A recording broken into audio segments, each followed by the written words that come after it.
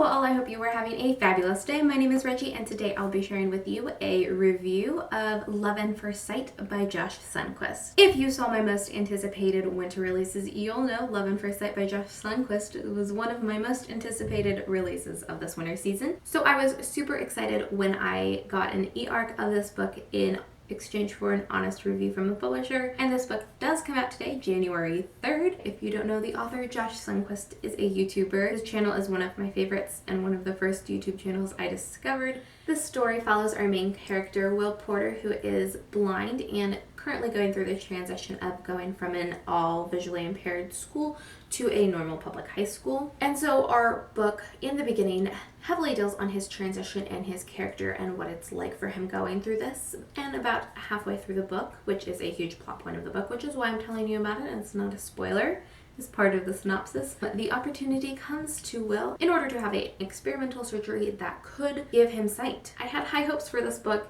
and so it breaks my heart to say I did give it 2.5 out of 5 stars. It just really fell a little flat for me. Will Porter is a great character, though I don't know how well his visual impairment representation is, as I am not visually impaired and have not heard reviews from those in the community. I can tell that the research Josh did was insane. He went through a lot of research and you can see that, though again this is one of those instances where I think an own voice's story is important, though I'm still glad Josh is telling this story. But while I was reading it the entire time, coming to the forefront of my mind was, is this really how the situation would be? I don't know. I don't know that it's not. I don't know that it is. I would love to hear from those in the visual impaired community what they thought of this book. One thing I really enjoyed about this book was that Will was not a one-tone character. He had huge aspirations, and the reason he went to a public high school was because he wanted to be a journalist, and he had really high interest in journalism, and he was really excited and passionate about that. And unfortunately, that was something that really fell to the wayside really early on in the book, and it was really disappointing to see that this trait that fleshed out this character was just kind of thrown aside in lieu of other plot points that seemed more important. I didn't like that because that was one of the things that made Will feel like a real character. So let's talk a little bit about the surgery. I think it's no surprise to say that Will does decide to go through the surgery, and I don't believe that is a spoiler in me saying that. I'm pretty sure it says that in the synopsis. The ramifications of the surgery were very interesting. Everyone's reaction to Will getting the surgery was very interesting, and Will's process of post-surgery was very interesting. I really liked how he had to go through a very difficult process to figure out shapes and to figure out colors, and I really found that to be very well done, and that's the biggest part where you can see Josh's research really going into play. I found no problematic aspects with this section of the book because, as you can expect, there's not a ton of situations where this kind of surgery has actually taken place. So in terms of that, there's not really much of an opportunity to even have a own voice's narrative, and it was very well researched, like I said, and I found it very compelling, very interesting. And that's another thing that I can say to sing praises of this book, is it was very quick read.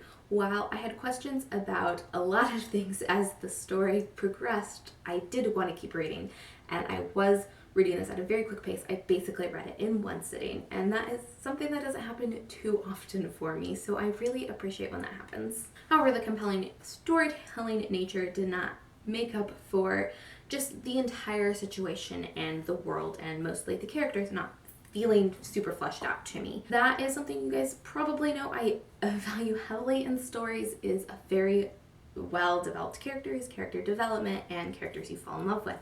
And I just found these characters to be not well-developed. Will was decently developed. Again, like I said, that part of his development fell off when the surgery became the prominent plot point. But the side characters, his friends, his romantic love interests, just weren't fleshed out very well. They had their own interests, they had their own personalities. I never felt connected to any of them. I just had this huge disconnect from them, and that really hindered the story for me. I also found the writing to be pretty cheesy and a lot of the storytelling components to be pretty predictable. This is Josh's debut novel, so that's not the end of the world. That's totally fine.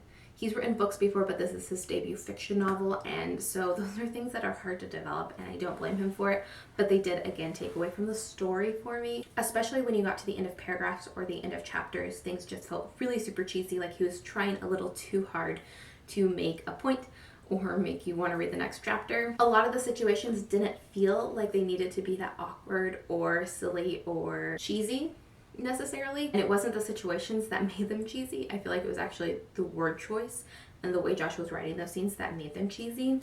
So that was a little unnecessary in my opinion, and a little sad, because I felt like a much more serious tone could have made this a little more impactful. However, I think this is worth trying to read. 1, because it's super quick.